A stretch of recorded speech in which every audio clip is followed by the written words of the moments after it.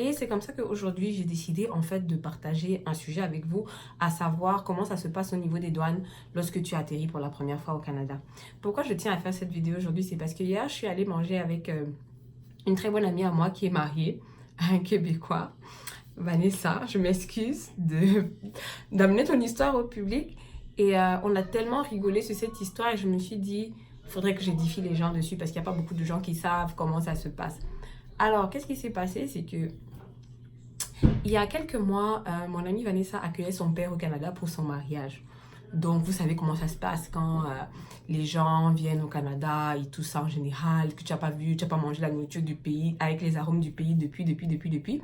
Donc, elle a demandé à sa famille de lui emmener, de lui envoyer des bâtons de manioc, du poulet, je ne sais plus si c'était du poulet fumé ou c'était du poulet comment, du poulet, une série de nourriture, un genre là. Avant que je vienne à finir l'histoire, je vais quand même introduire mon sujet. Donc, ce que vous pouvez rapporter au Canada, ce que vous devez déclarer, les droits de douane, les taxes, ainsi que les exemptions auxquelles vous avez droit. Déjà, ce qu'il faut que je vous dise, c'est que quand tu vas arriver au Canada pour la première fois, lorsque vous êtes à peu près à 30 minutes ou 1 heure, voyons, d'entamer votre descente sur le territoire canadien, à l'intérieur de l'avion, les hôtesses vous remettent une déclaration. Un papier comme ça, un papier qu'on vous remet, c'est écrit déclaration. En fait, tu es supposé déclarer tout ce que tu ramènes avec toi de voyage. Tu déclares ce que tu rapportes en argent, surtout si c'est à partir de 10 000 dollars ou plus que 10 000 dollars. Si tu as cette somme, 10 000 dollars ou plus que 10 000 dollars canadiens en argent espèce sur toi, il faut que tu déclares. Il faut que tu déclares ce que tu rapportes comme, que tu évalues la valeur des choses que tu ramènes, mettons que ce soit cadeau ou souvenir, tu évalues cette valeur, tu dis, bon, par exemple, j'ai sur moi pour cadeau et souvenir pour un montant de 200 dollars par exemple. Il faut que tu déclares ça. Il faut que tu déclares aussi ce que tu rapportes comme nourriture. De toutes les façons, il y a des cas. C'est une déclaration. On a déjà mis des rubriques pour vous. Tu as juste à cocher, dire oui, non, déclarer ce que tu as. Donc, tu déclares ce que tu rapportes comme nourriture, ce que tu rapportes comme boisson, ce que tu rapportes comme tabac, etc. Cette déclaration, c'est vraiment important. Tu ne peux ne pas remplir cette déclaration parce qu'en fait, tu vas la présenter à l'agent de douane. Toute personne qui arrive au Canada, tu vas passer devant un agent de douane à qui tu vas remettre ton passeport. Il va regarder l'état de ton visa, si tu as besoin d'un visa pour entrer au Canada. Il va regarder ta déclaration. Et généralement, après cette déclaration, on te pose encore la question, est-ce que vous avez des choses à déclarer? Est-ce que ce que vous avez déclaré ici, vous avez des choses à déclarer plus que ça? Tu dis oui ou non. Et généralement, souvent, au pif, l'agent de douane peut décider que, bon, en plus de ta déclaration, je vais quand même fouiller tes bagages. Si, par malheur, pour toi, tu n'as pas déclaré quelque chose ou tu as dit ne pas avoir quelque chose dans ta déclaration et qu'on fouille ta valise, on la trouve. Quand tu n'es pas supposé l'avoir parce que tu ne l'as pas déclaré, ça, c'est les problèmes. Donc, quand vous entrez dans le territoire canadien pour la première fois ou après un séjour à l'étranger, voici ce que tu dois savoir. Pour les absences de moins de 24 heures ou plus que 24 heures, quand c'est moins de 24 heures, tu n'as pas d'exemption personnelle dans le cas des personnes qui font des achats à l'extérieur, à l'intérieur d'une journée. Comme par exemple, moi, ça m'arrive souvent de prendre le bus, d'aller à New York. Mettons, si je pars aujourd'hui, j'arrive demain matin, je fais des couches, je fais des achats là-bas et je reprends le bus demain soir, j'arrive ici. J'ai fait comme moins que 24 heures quand même aux États-Unis, tu vois. Et donc, quand je reviens, techniquement, à la douane, je vais juste dire... Généralement, ils ne posent même pas beaucoup de questions si tu rapportes des choses. On me demande juste qu'est-ce que tu es allé faire. Bienvenue au Canada. Maintenant, si tu fais une absence de 24 heures ou plus que 24 heures à l'extérieur du Canada, vous pouvez rapporter sans payer de droits, bien sûr, des marchandises d'une valeur de 200 dollars canadiens. Les marchandises doivent entrer dans le territoire canadien en même temps que toi. Donc, tu peux pas... Les marchandises ne peuvent pas rester arrivées après toi. Les marchandises doivent vous raccompagner au moment de votre arrivée au Canada et les produits du tabac, les boissons alcoolisées ne sont pas inclus dans ce montant. Généralement, ça coûte moins cher la boisson aux États-Unis. Et donc, ce que les gens font souvent, c'est qu'ils achètent la boisson aux États-Unis. Ça m'est déjà arrivé d'acheter une bouteille de vodka aux États-Unis, déjà parce que le format, je ne vois pas ce genre de format au Canada. Le format de la bouteille, c'était vraiment une bouteille. Genre, j'avais jamais vu cette dimension au Canada. Et pour le prix que ça me coûtait, ça allait me revenir même acheter 3 petites bouteilles comme ça au Canada. Ou peut-être même 4. Donc, généralement, les gens achètent la boisson. Et tu peux pas ramener plus qu'une bouteille, par exemple. Donc, si tu ramènes déjà plus qu'une bouteille, il faut que tu payes les droits. Donc, si c'est votre première fois au Canada maintenant, Les aliments, les végétaux, les animaux, vous qui prévoyez d'entrer avec les animaux préhistoriques là, au Canada, certains aliments sont considérés ici comme étant à risque. Considérés à risque parce que certains aliments, certains végétaux peuvent contenir des choses qui vont venir... comment je peux dire, polluer la flore, la faune, l'écosystème canadien. Il y a des choses qui contiennent des bactéries qu'ils ne veulent pas forcément que ces bactéries-là rentrent au Canada.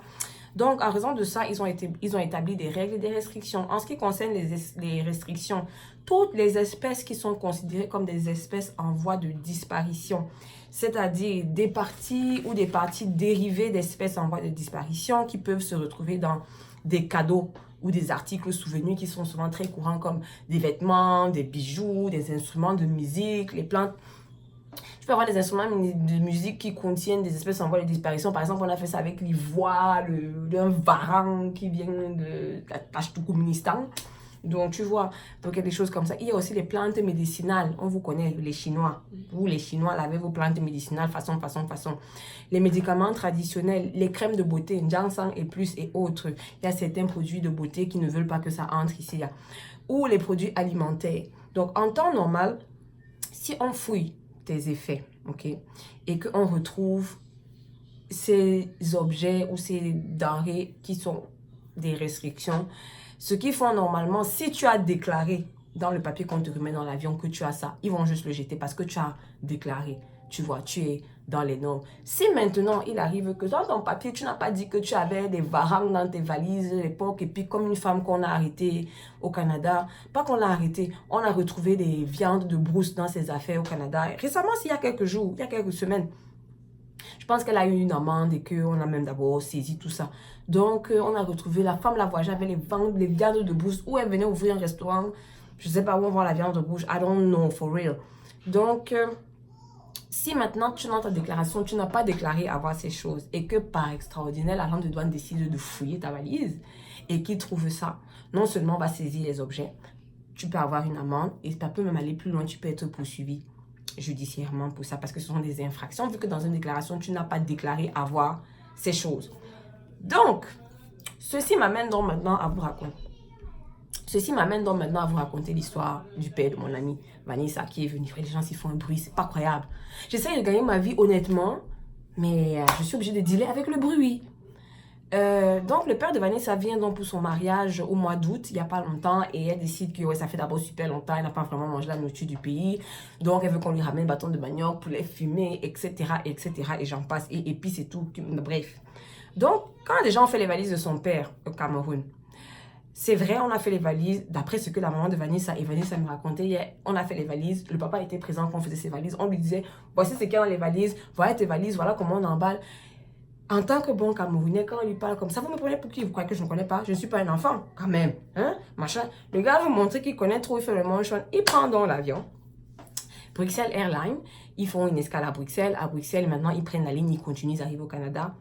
Peut-être que le père de mon ami, comme elle m'a dit, hein, Vanessa, je ne fais que citer tes paroles, qu'il avait bu un peu, peut-être 1 ou 2 verres dans l'avion, et donc il était déjà high. Et donc, quand on arrive au niveau du tapis pour récupérer les valises, le monsieur ne se souvient plus, il ne se rappelle pas, il n'a plus le souvenir de quoi, c'est à quoi ressemblent ces valises. Donc il voit toutes les valises, tout le monde récupère ses valises. À un moment, ça l'a saoulé. Il s'est dit, mais pourquoi je souffre même comme ça?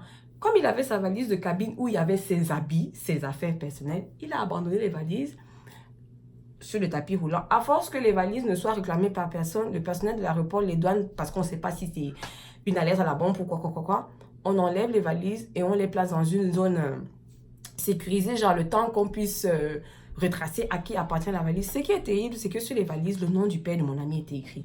Donc, il aurait juste pu se rapprocher pour essayer de voir, est-ce que c'est mon nom qui est écrit? Non. Le patin là, il s'est dit, j'en ai marre d'attendre, qu'est-ce que je fais ici? Et puis, j'ai pas vu ma fille depuis. Donc là, il était déjà comme, il veut voir sa fille. Comme il a sa valise, il s'en fout, le reste, c'est la nourriture. Lui, quoi? Donc, il sort donc de la zone de douane, de la zone de transit, il sort, il arrive là où les gens qui attendent les passagers sont là, puis il voit sa fille, puis sa fille lui dit, c'est comment enlever tes valises? Il dit, il a laissé les valises parce qu'il ne se souvient même pas. Les valises, ne sait pas. Ses valises ne sont pas sorties. Sa fille dit, et tu es sorti, tu es arrivé jusqu'ici. Toi-même, maintenant, tu ne peux plus rentrer. Nous-mêmes, on ne peut pas aller parce que nous ne sommes pas des passagers. Donc, ils ont dû appeler de l'aéroport, là.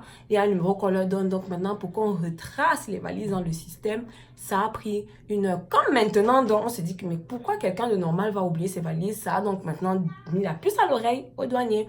Ils se sont dit que maintenant, même pour rien, même comme ça, on va fouiller les valises parce que franchement, ça se fait pas, tu oublies pas ta valise. C'est quoi, il y a quelque chose, donc il y a quelque chose. Ils vont se dire, est-ce que tu as paniqué parce qu'il y a la drogue et puis finalement tu ne voulais plus ou quelque chose. Bref, on a donc ouvert les valises. En ouvrant les valises, dans sa déclaration, avant qu'on ouvre les valises, on demande au père de mon ami, est-ce que vous avez des choses à déclarer? Vous avez des viandes, des choses comme ça. Le papa dit qu'il n'y a rien. Vous n'avez pas de poulet, rien, rien. Il dit, ouais, je dis, il n'y a rien. On lui a posé la question 2 ou 3 fois. Il dit, il n'y a rien de chez rien, de chez rien. Dans la valise, là, il y avait le poulet. Il y avait les bâtons de manioc. Bref, il y avait la nourriture, vous nous connaissez. Quand le douanier ouvre dans les valises, il voit le poulet. On prend donc même la déclaration, parce qu'ils ont toujours la copie de ta déclaration. On prend donc la déclaration, on voit que le gars a déclaré qu'il ne rapporte aucune nourriture, rien, rien, rien. Après ça, finalement, quand on lui repose la question, il change maintenant de version, il dit que lui, il n'était pas là quand on faisait sa valise. Et c'est vrai, techniquement, non, pas qu'il n'était pas là quand on faisait sa valise, que ce n'est pas lui qui a fait ses valises. Techniquement, il n'a pas menti, puisque ce n'est pas lui qui a fait ses valises. Mais tu as d'abord déclaré ne pas avoir de nourriture. Tu ne peux pas venir maintenant nous dire que ce n'est pas toi qui as fait ta valise, whatever, whatever.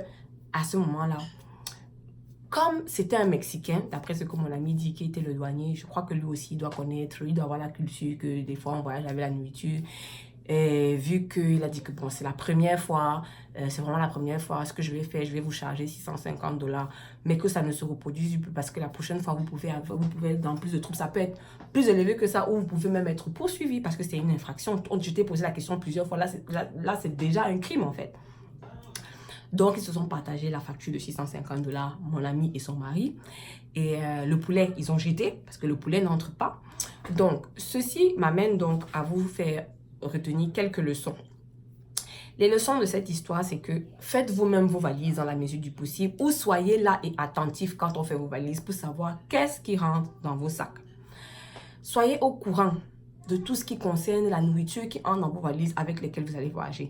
Ce que vous devez savoir maintenant, les produits qui peuvent être rapportés des autres pays. Parce qu'il y a les produits qui peuvent entrer au Canada, les pays qui viennent des États-Unis. Ils ont fait une distinction, les pays qui viennent de la France et maintenant les autres pays en dehors des États-Unis. Vous avez les produits de boulangerie ou les bonbons, etc. Vous pouvez faire entrer jusqu'à 20 kg par personne de pâtisserie, bonbons, tout ça. Mais aucun produit qui ne concerne de la viande. En ce qui concerne les produits laitiers, vous pouvez faire entrer du fromage jusqu'à 20 kg par personne. Les quantités importées supérieures à $20 peuvent être assujetties à des taux de droits de douane élevés. Les produits suivants sont interdits. Le lait, les produits laitiers tels que le lactosérum, les crèmes lait écrémé, huile de beurre, tous ceux qui viennent du Cameroun ou qui ont des pays où on vend le nido, ne venez pas avec le nido dans vos affaires, ni les cérélacs, parce que si on te prend, c'est l'amende. Mon cousin a payé une amende salée de $2000 parce qu'il a acheté 2 grosses boîtes de nido format familial au Cameroun. Donc maintenant, chaque fois qu'il sort du Canada ou qu'il entre, il est automatiquement fouillé.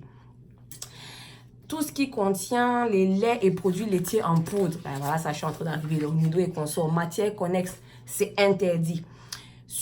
Lorsque l'importation du produit est permise, la limite maximale est de 15 emballages ou moins.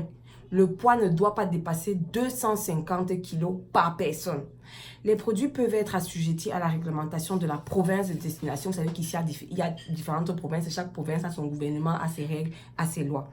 Tout ce qui concerne maintenant les fines herbes, les épices, café, thé et condiments, importation autorisée. Vous pouvez faire entrer tout genre d'épices que vous voulez.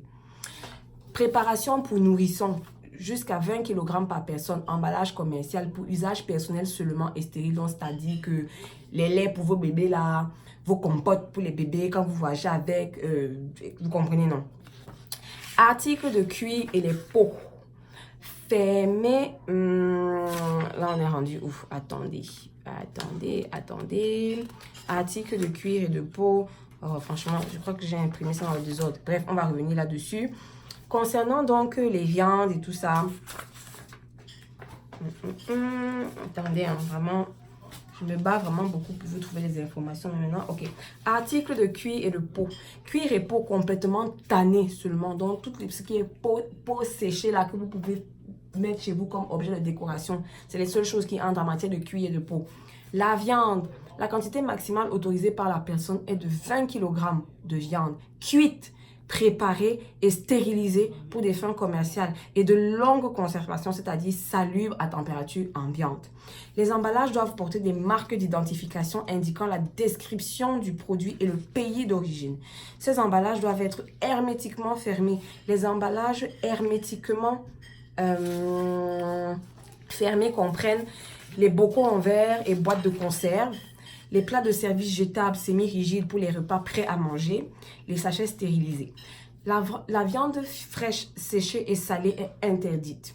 Si la viande est d'origine bovine, ovine ou caprine, c'est-à-dire bœuf, agneau, mouton ou chèvre, elle peut être importée uniquement de pays présentant un risque négligeable à l'égard de l'encéphalopathe spongiforme bovine, ESB ou maladie de la vache folle. Maman, tout ça pour dire maladie de la vache folle. Si tu m'avais écrit maladie de la vache folle, je sais qu'il était dessus ici depuis. Coquillage et sable. Coquillage et produits fabriqués à partir de coquillages. Petite quantité de sable provenant de plages d'eau salée. Donc, vous qui vous ramenez le sable de vos pays là, parce que vous êtes allé à la plage, vous ramenez le sable. Doit être exempt de toute matière animale, de terre et de matière surgelée, reconstituée ou frais. Non, doivent être exempts de toute matière animale, de terre, matière connexe à la terre et de débris de végétaux. S'il y a les débris de terre et de végétaux de ceci, you are in trouble, my friend. Maintenant, articles souvenirs en bois doivent être exempts d'écorce, d'insectes ou de signes de la présence d'insectes. Documents exigés. Avant qu'on fasse documents exigés, on va aller à poissons et fruits de mer. Parce que c'est qu'il y a des gens qui voyagent avec le poisson ici. Hein. Toute espèce à l'exception du poisson globe et le crabe chinois. Poisson globe, c'est encore quoi, non, mes frères? En tout cas, allez chercher aussi sur Google. Je suis fatiguée. En ce qui concerne l'importation d'espèces d'animaux aquatiques vulnérables, aucun permis d'importation ne sera exigé pour importer le nombre maximal d'animaux aquatiques précisés ci-dessous. 10 poissons morts non éviscérés, donc vous n'enlevez pas leurs viscères. 4 crustacés avec la tête et la coquille. 3 kg de mollusques, ça ressemble à ce que les marabouts demandent souvent. Genre, c'est la façon de faire les phrases. Fleurs coupées ne doivent pas être destinées à la multiplication. Donc, vous rapportez les fleurs, c'est pas pour venir planter pas pour venir faire une plantation de fleurs ici. Fruits et légumes. Fruits et légumes séchés jusqu'à 20 kg par personne. Surgelés ou en conserve jusqu'à 20 kg par personne. Frais. Selon le pays d'origine, l'importation peut être interdite ou assujettie à des restrictions rigoureuses. Le matériel doit être exempt de tout milieu de culture, de sol ou de surgelé, reconstitué ou frais. Maintenant, documents exigés. Certains produits dont l'entrée au Canada, aux États-Unis ou d'autres pays est permise doivent être accompagnés par des documents.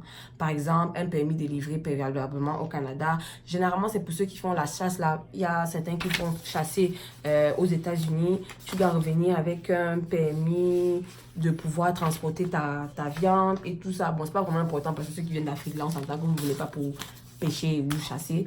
Donc, voilà, grosso modo, ce que je voulais vous dire. Donc, la déclaration qu'on vous remet dans l'avion, c'est très important de la remplir et c'est très important que votre déclaration soit véridique. Parce que si d'aventure, le douanier décide de fouiller malgré que ta déclaration, tu l'as remplie, c'est leur droit le plus profond et qu'il trouve des choses que tu n'as pas déclarées ou tu as dit ne pas avoir, you get in trouble, my friend, because you have to pay.